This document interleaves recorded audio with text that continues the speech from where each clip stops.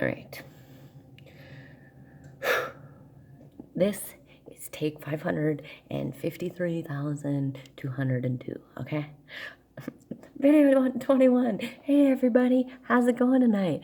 I'm fucking losing my mind because I can't get my shit right because I'm either writing bad scripts or I'm rusty as hell. I don't know. So, welcome. We want to do a very important topic tonight. It's identifying red flags before they become a problem. So, quick reminder, I am on YouTube. Like and subscribe for more videos. I used to be the kind of person that was always in a relationship, like always. Never much of a hoe, but I was a serial dater. When my life came to a screeching halt last year, and as a non ugly single female, I started to notice a lot of patterns in the people that I was speaking to, and I think I dodged a lot of situations that would have in the past become another heartache in my life if I wouldn't have seen these red flags and been like, pace. So, first and foremost, make sure you are in a position, not only for yourself, but for the other person, where you know who you are and what you're looking for. The reason this is an important topic is because so many people don't give themselves time. I'm keeping that mistake. That's Dan.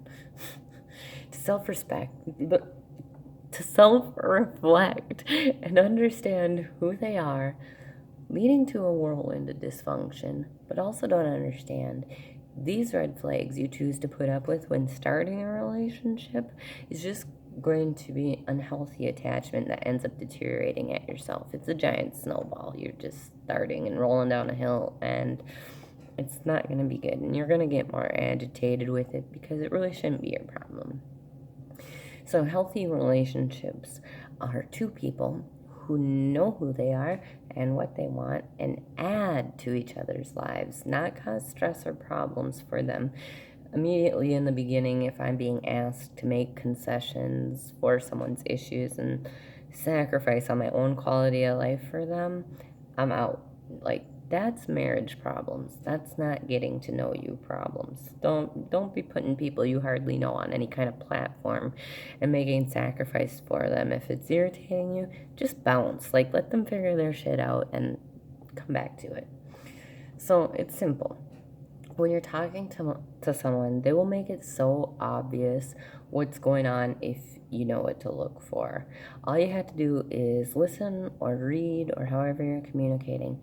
People will tell you not necessarily the truth, but the information they want you to have, and they'll make it obvious what their intent is. For usually, there are smooth people out there that are sociopaths or something, but now we have your obvious scenarios where people are right away asking for more pictures. They don't care who you are. It's impossible. Is it impossible for them to develop interest? No. But if more pictures is the criteria that you are putting this on, like, I'm not interested. Like, stop talking to me right now because my pictures are on my Facebook and that's where you can find them. And if it gets to the point where we hang out in person and blah, blah, blah, blah, you get it. They're after looks. Okay? That's it. Your image. People asking her if they're asking you for money, they're hustling. They want your money. They don't care about you. Obviously, these are obvious. So let's dig deeper.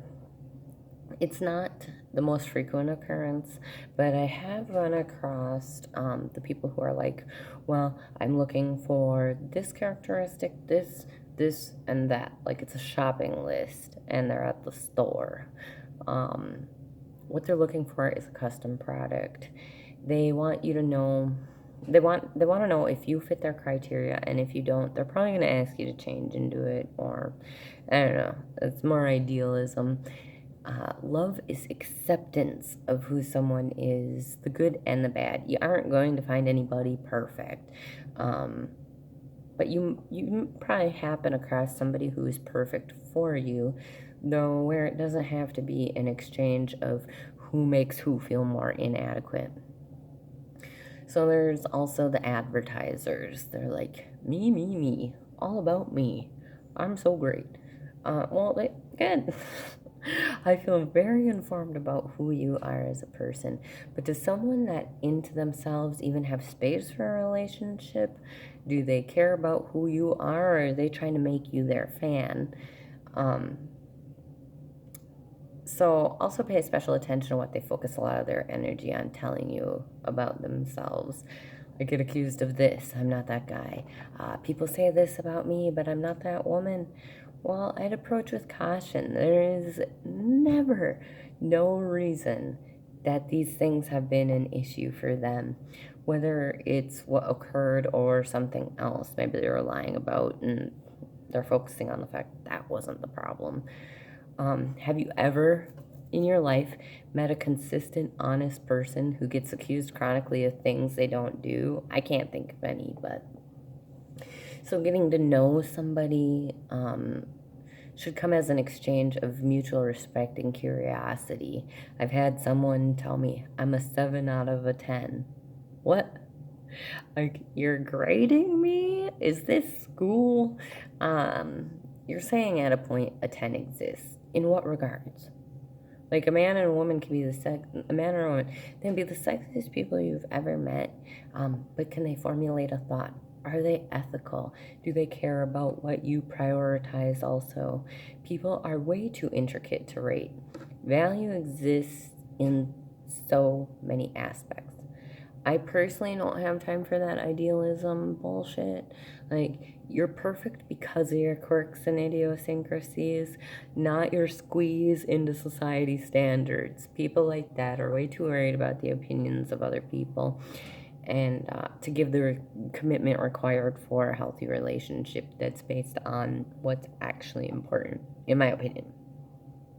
So the other thing I notice are the people who compare you to their exes, compare you to others, compare themselves to the others who wanted you but didn't get you. Comparisons are again competitions. You want to be a trophy? Great, be a trophy. But again, that's no regard to you or who you are. And at that point, you're a decoration. You're not a person. If you're good with being an ornament, knock it out of the park, you know. The last typology I want to brush over are the people who want to rush things. I used to be this person. I wanted to feel secure, like committing to someone I didn't know was a way to do that. They're making the relationship an obligation as opposed to a choice. So they don't have to worry about doing this again or being alone or whatever. So if it's right, though, you will continue to gravitate towards one another, and what will be with no rush, because genuine feelings don't evaporate without abstract establishment. Plus, this is an indication of probably codependency issues and insecurity, which means you may just be someone as opposed to being appreciated for who you are completely, which no one deserves. And it's not done with ill intent, I will say that. Typically, it's a lonely heart justifying that you will work, but at the point they need to help themselves before roping you into it. So this definitely doesn't cover all the red flags that exist. I just thought of one more I gotta mention. There are the people that are like really dedicated to communicating super solidly for a while, and then they'll just like disappear for a while, and there won't be any explanation. These people typically have secrets, okay? These people are the ones whose girlfriends pop up in my inbox and are like, why are you talking to my man? I ain't talking to him, he was talking to me. Otherwise, maybe they're seeing somebody and they don't want to be found out until that doesn't work out, and then they're going to come back to you and still have you on the bench. Like, F that noise. So think about, anyway, when you're talking to people, what's said, and ask yourself, what is this person trying to communicate?